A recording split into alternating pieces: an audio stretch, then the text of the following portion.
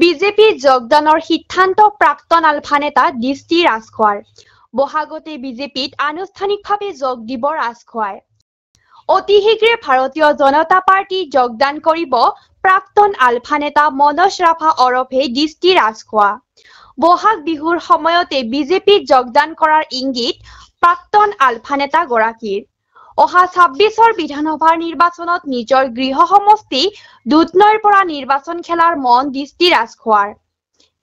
শাসকীয় দল বিজেপি নেতৃত্বৰ লগত হোৱা আলোচনাৰ অন্তত মূলসুঁতিলৈ উভতি অহা দৃষ্টি ৰাজখোৱাই ৰাজনৈতিক ক্ষেত্ৰখনত সৰ্বজন পৰিচিত নেতা টংকেশ্বৰ ৰাভাৰ পৰা ল'ব ৰাজনৈতিক পৰামৰ্শ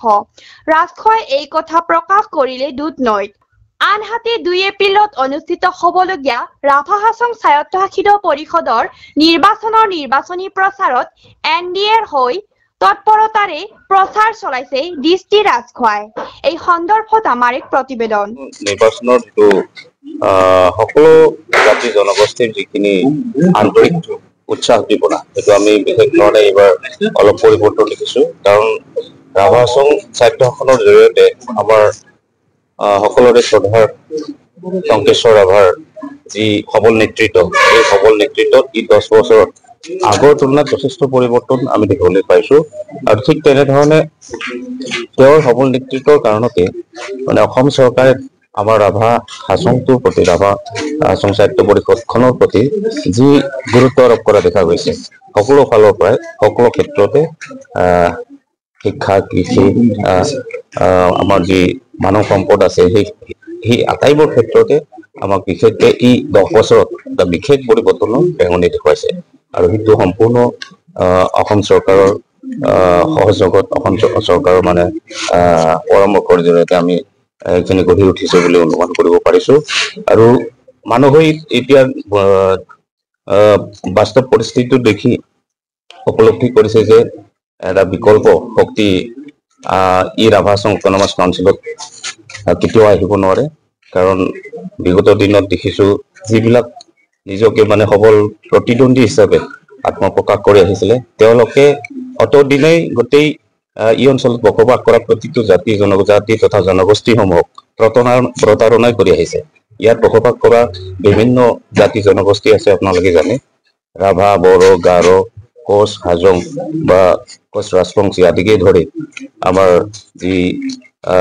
ওবিসি জেনেৰেল কাষ্ট সকলোৰে প্ৰতি থকা তেওঁলোকৰ যি মিথ্যাচাৰণ সেই মিথ্যাচাৰণে আজি সকলোৰে মন পৰিৱৰ্তন কৰিবলৈ সক্ষম হৈছে কাৰণ এই মিথ্যাচাৰে আমাক বাধ্য কৰাইছে পৰিৱৰ্তন কৰিবলৈ কাৰণ 10 বছৰ আগত ৰাভা হাছঙৰ যিটো পৰিৱেশ পৰিস্থিতি আছিল বৰ্তমান আমাৰ বৰ্তমানৰ মানে চিএম টংকেশ্বৰ ৰাভা হাছং স্বায়ত্তশাসিত পৰিষদৰ দায়িত্বভাৰ গ্ৰহণ কৰাৰ পাছত অৰ্থাৎ 13 চনৰ পৰা আমাৰ ৰাভা হাছং এলেকাত যথেষ্ট উন্নয়ন বা বিকাশ তথা যি সামাজিক এটা সুস্থিৰ পৰিৱেশ সেইটো গঢ়ি তুলিব সক্ষম আচলতে প্ৰত্যেকজন মানুহে ৰাজনীতি অবিহনে জীয়াই থাকিব নোৱাৰে কোনোবা নহয় কোনোবা এংগেলতে আমি সকলোৱে ৰাজনীতিৰ লগত ওতঃপ্ৰোতভাৱে জড়িত আছো কোনোবাই হয়তো পৰোক্ষভাৱে কোনোবাই প্ৰত্যক্ষভাৱে গতিকে ৰাজনীতিটো হ'ল এজন মানুহে এজন সুস্থ মানুহে নিজৰ যি জ্ঞান দক্ষতা বা আপোনাৰ চিন্তা শক্তি সেই চিন্তা শক্তিটোক উচিত স্থানত বা যথাস্থানত প্ৰয়োগ কৰিব পৰা এটা সুন্দৰ মঞ্চ আৰু সেই মঞ্চখনৰ জৰিয়তে যদি তেওঁ সবল ব্যক্তিত্ব বা সবল মানসিকতা থাকে তেতিয়াহ'লে সেই মঞ্চখনৰ জৰিয়তে মুখ্যতে জনসেৱা কৰা যিটো সুবিধা সেই সুবিধাটো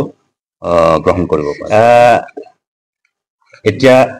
মই একচুৱেলি এইটো প্ৰাৰম্ভিক অৱস্থা বুলি ক'ব লাগিব ৰাজনৈতিক পথাৰখনত কাৰণ আপোনালোক জানে যে মই সদীৰ্ঘ 32 বছৰে সশস্ত্ৰ জাতীয় মুক্তি সংগ্ৰামখনৰ লগত জড়িত আছিলো গতিকে মই বিশ্বৰত মূলসুঁতিলৈ ঘূৰি আহিছো এতিয়া মোৰ 5 বছৰ কাৰণে হৈ আছে আৰু এইখিনি সময়ত মোৰ যিখিনি অভিজ্ঞতা হ'ল ৰাজনৈতিক পথাৰখনত সেই অভিজ্ঞতাৰ ফালৰ পৰা মই নিজকে প্ৰস্তুত কৰিছো যে নিজৰ জাতি বা নিজৰ দেশখনৰ কাৰণে কিবা এটা ভাল পৰিৱৰ্তন আনিবৰ কাৰণে বা ভাল কাম কৰিবৰ কাৰণে এখন সবল মঞ্চ লাগে আৰু সেই মঞ্চখনে বা উপযুক্ত মঞ্চ লাগে এই মঞ্চখন নিশ্চয়কৈ ৰাজনৈতিক মঞ্চ বুলি আমি সকলোৱে জানো গতিকে ৰাজনৈতিক মঞ্চখনৰ জৰিয়তে আহি থকা দিনবিলাকত মোৰ দেশ আৰু জাতিটোক সেৱা কৰাৰ এটা প্ৰবল ইচ্ছা আছে। আপোনালোকে নিশ্চয় জানে যে প্ৰাৰ্থী হিচাপে নিজক প্ৰতিষ্ঠিত কৰিব লগা হ'লে প্ৰাৰ্থীজনৰ জ্ঞান দক্ষতাৰ উপৰিও আমাৰ দলৰ যি ঊৰ্ধ্বতম বিষয়ববীয়া বা নেতৃত্বত থকা ব্যক্তি তেওঁলোকৰ আশীৰ্বাদ নিশ্চয় লাগিব। আৰু সেইফালৰ পৰা যদি চাওঁ বৰ্তমানলৈকে আমাৰ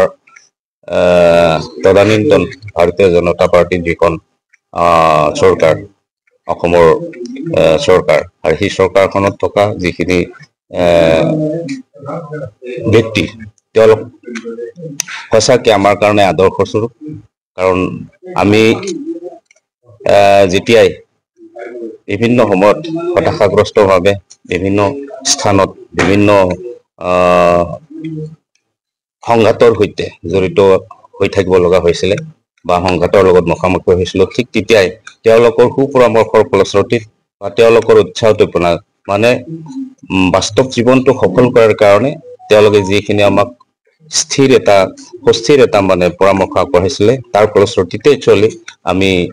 মই বিশেষকে এই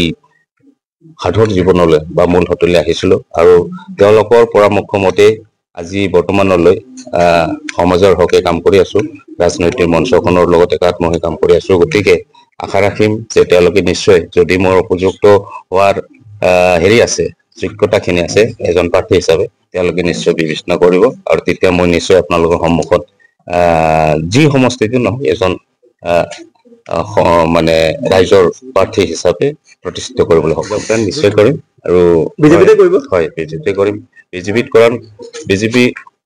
পাৰ্টিটোত যোগদান কৰাৰ মোৰ বিশেষ কিছুমান কাৰণ আছে। কাৰণ মোৰ যিটো ব্যক্তিগত জীৱন সেই জীৱনটোৰ লগত একান্তৰত এটা খুব তাৎপৰ্যপূৰ্ণ বিশেষত্ব আছে। আমাৰ শ্ৰদ্ধাৰ টংকেশ্বৰ ৰাভাদেও এই ক্ষেত্ৰত তেওঁৰ পৰা মই যথেষ্ট পৰামৰ্শ আগৰ পৰা পাইছো। তেওঁ নিশ্চয় সহায় কৰিব। তেওঁ এজন অভিজ্ঞ ৰাজনৈতিক ব্যক্তি হিচাপে আমাক তেওঁৰ বা মোৰ ব্যক্তিগত ক্ষেত্ৰত তেওঁৰ পৰামৰ্শ লাগিব। আৰু ঠিক তেনেকে খুব কম দিনৰ ভিতৰত হয়তো ডিচিশ্যন ল'ম, হ'ব পাৰে। এইটো নিশ্চিতভাৱে আপোনালোকে গম পাব যেতিয়া মই এই বিষয়ত চূড়ান্ত সিদ্ধান্ত ল'ম বা দলে যেতিয়া এটা সংকেত দিব তেতিয়া আপোনালোক গম পাব। তেতিয়া আপোনালোকক হয়তো এজন সক্ৰিয় সদস্য হিচাপে বক্তব্য ৰাখে। মোৰ কাৰণে অসমৰ প্ৰতিটো সমষ্টি গুৰুত্বপূৰ্ণ, কাৰণ প্ৰতিখন সমষ্টিতে অসমৰ বিভিন্ন পৰ্যায়ৰ জনসাধাৰণে বাস কৰে।